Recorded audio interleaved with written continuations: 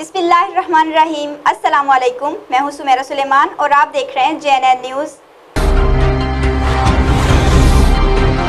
चोरी की गई ट्रैक्टर ट्राली और गंदम 1 घंटे में बरामद। चौकी गुलशन फरीद ने मुलजिमान को पकड़ लिया और असलहा भी बरामद किया। तफसीलात बता रहे हैं अबू हुरैरा अलवी।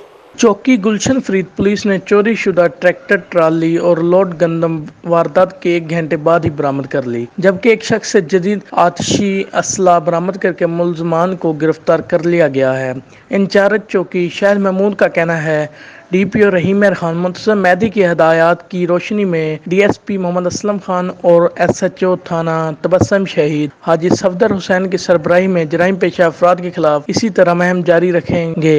चोरिस्तानियों की जान व माल के तहफ़्फ़ुज़ को यकीनी बनाया जाएगा। कैमरा टीम के साथ अबू हुरैरा अलवी, JNN न्यूज़, लियाकतपुर। बहुत शुक्रिया अबू हुरैरा अलवी तफसीलात से आगाह करने के लिए। मज़ीद खबरों के लिए देखते रहिए JNN न्यूज़।